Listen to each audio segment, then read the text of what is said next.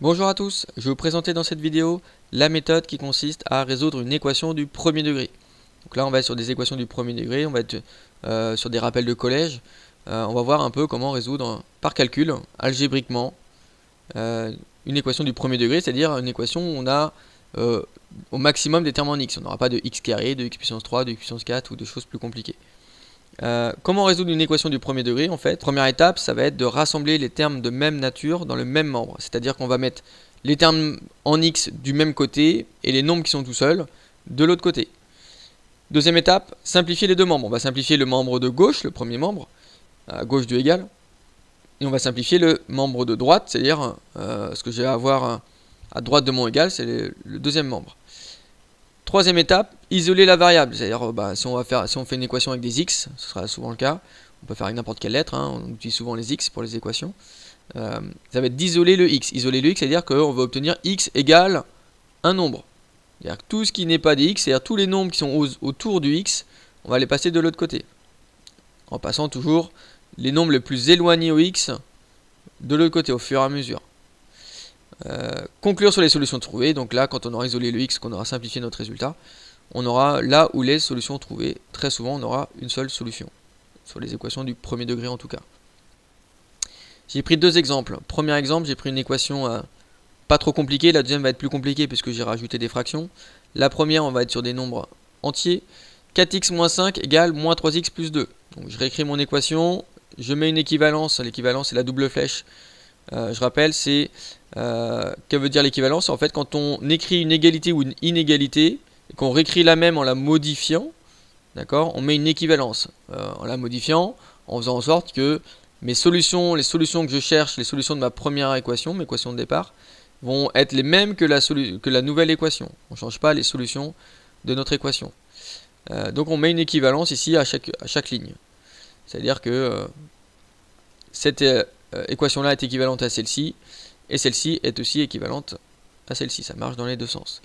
Donc là, qu'est-ce que j'ai? J'ai des termes en x, j'ai des nombres un peu des deux côtés, donc on va essayer de rassembler un petit peu ça. C'est-à-dire, première étape, ça va être de mettre les termes de même nature du même côté.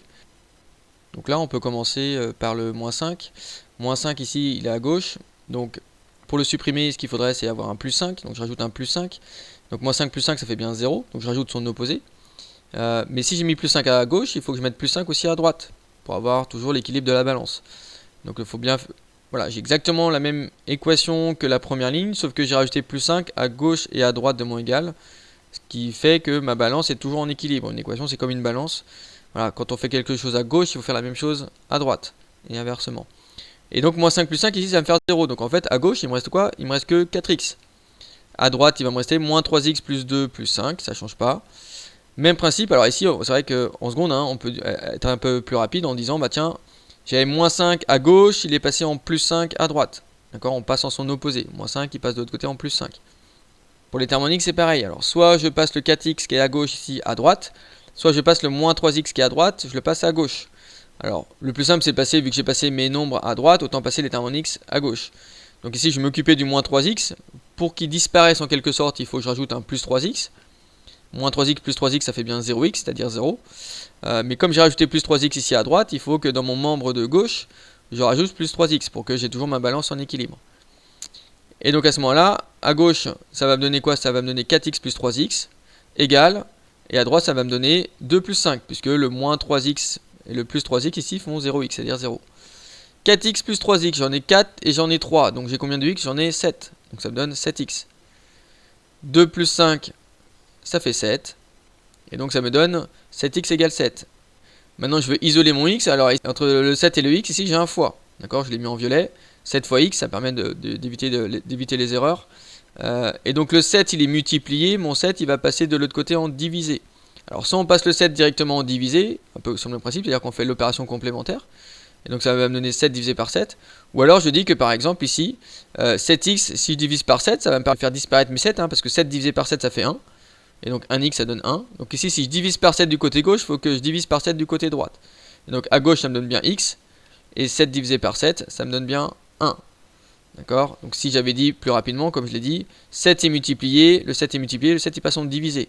Donc ça me donne 7 divisé par 7 qui me donne 1. Voilà, on peut être un peu plus rapide aussi sur ces étapes-là. Si un nombre est multiplié, il va passer de l'autre côté en divisé. Si un nombre est divisé, il va passer de l'autre côté en multiplié. Alors là, on divise par 7. Le 7 est multiplié, le 7 il passe en divisé.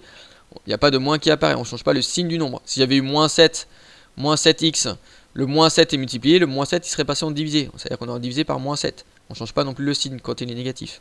Donc là, c'est vraiment que le multiplié qui passe en divisé.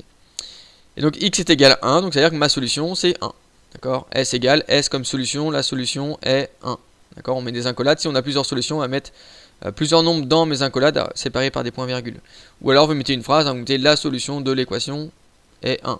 Ça veut dire quoi? C'est-à-dire que si je remplace x par 1 dans mon équation de départ, c'est-à-dire que 4 fois 1 moins 5, d'accord, je trouve le même résultat que si je fais moins 3 fois 1 plus 2.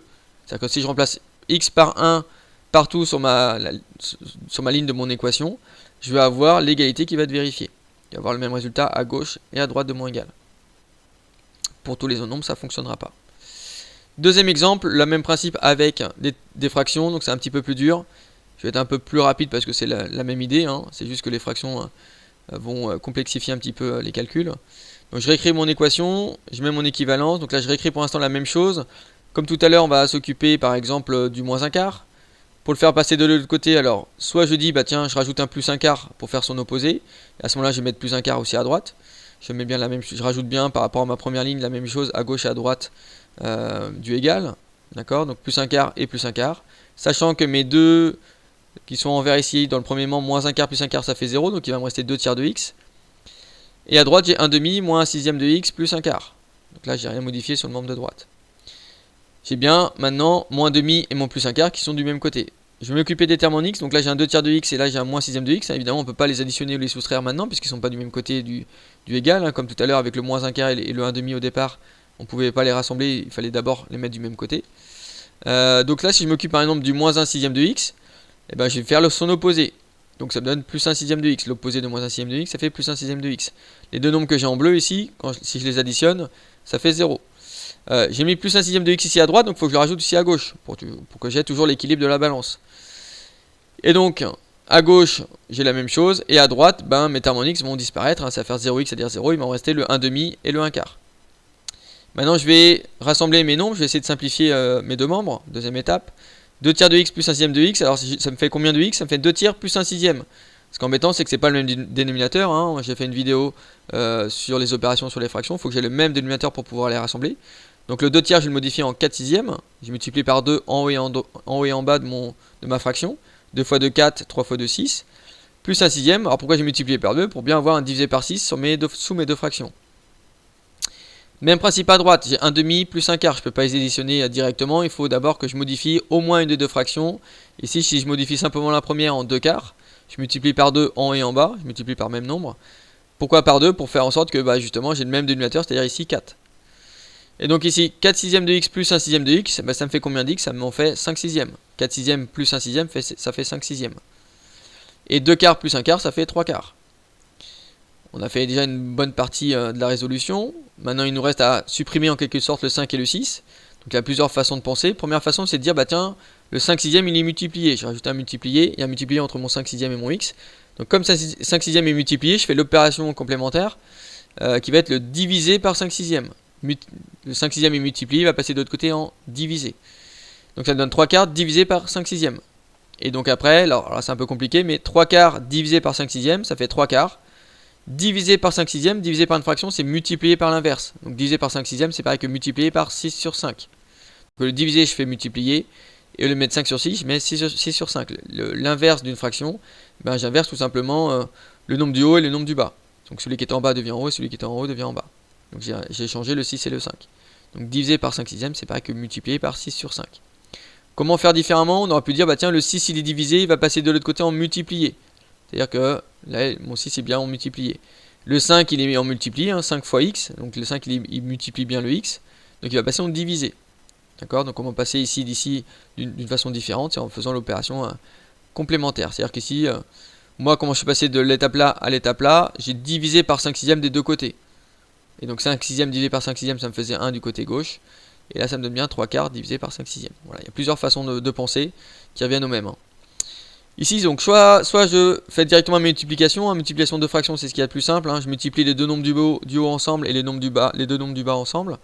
Donc 3 fois 6 et 4 fois 5. D'accord. Ou alors, je peux déjà distinguer que 6 et 4 vont pouvoir se simplifier un petit peu après. Voilà, si je veux pas trop m'embêter, je fais directement. Ça va me donner 6 fois 3, 18. 4 fois 5, 20. Bon, je pourrais diviser par 2 en haut et en bas. Ça me donne 9 dixièmes. Et 9 dixièmes, c'est 0,9. Donc ma solution, c'est 0,9. J'espère que vous avez compris comment résoudre une équation du premier degré algébriquement. Merci de m'avoir écouté. À bientôt.